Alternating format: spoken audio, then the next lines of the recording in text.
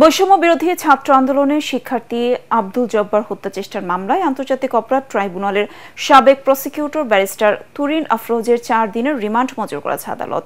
ঢাকা অতিরিক্ত chief metropolitan magistrate আদালতের বিচারক জাকির হোসাইন রিমান্ড শুনানি শেষে এই আদেশ দেন। রিমান্ডের বিরোধিতা করে নিজেকে নির্দোষ দাবি করে বক্তব্য দেন ব্যারিস্টার তুরিন। ইমদাদুল্লাহ বাবুর রিপোর্ট। ওয়ালটন আবারো মিলিয়নিয়ার অফারে ওয়ালটন ফ্রিজ কিনে আপনিও হয়ে যেতে পারেন মিলিয়নিয়ার। আত্মগোপনে থাকা অবস্থায় উত্তরা থেকে গ্রেফতারের পর মঙ্গলবার আন্তর্জাতিক অপরাধ ট্রাইব্যুনালের সাবেক প্রসিকিউটর ব্যারিস্টার তুরিন আফরোজকে রিমান্ড শুনানির জন্য আনা হয় ঢাকার সিএমএম আদালতে। বৈষম্যবিরোধী ছাত্র আন্দোলন চলাকালে গত 5 আগস্ট উত্তরায় ছাত্র জনতার উপর হত্যার উদ্দেশ্যে গুলি ছোড়া হয়। সেখানে মারাত্মকভাবে গুলিবিদ্ধ হয়ে আহত হন মামলার বাদী আব্দুল জব্বার।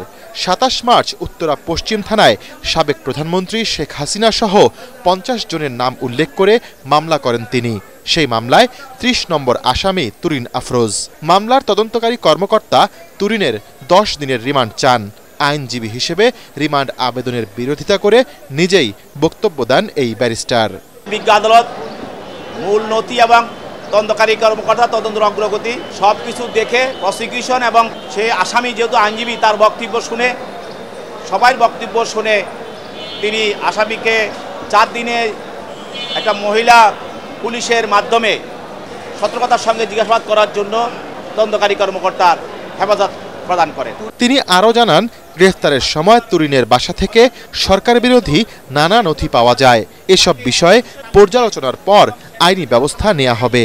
বৈষম্য ছাত্র আন্দোলনের সময় হত্যার সঙ্গে হত্যা প্রচেষ্টার সঙ্গে এবং মানুষকে আহত এবং পঙ্গু করার সঙ্গে এবং ফ্যাসিস্টের সহযোগী হিসেবে কাজ করার জন্য যে সকল কর্মকাণ্ড করেছে তাদের যে তথ্য এবং তাদের যে রেকর্ড আমরা পাচ্ছি, সেই রেকর্ড এবং তথ্য অনুসারে তাদেরকে গ্রেফতার করা হচ্ছে। 2013 থেকে 2019 সাল পর্যন্ত আন্তর্জাতিক অপরাধ ট্রাইব্যুনালের প্রসিকিউটর ছিলেন তুরিন আফরোজ।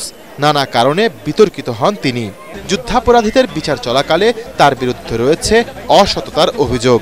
2017 সালে এনএসআই এবং পাসপোর্ট অধিদপ্তরের সাবেক মহাপরিচালকের কাছ থেকে ঘুষ নেয়ার অভিযোগ ওঠে তুরিনের বিরুদ্ধে। তখন তাকে ট্রাইব্যুনাল থেকে অপসারণ করা হয়।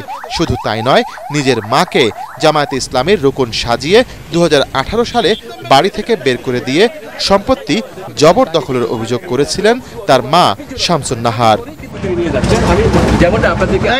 ইমদাদুল্লাহ বাবু, ATN বাংলা, ঢাকা।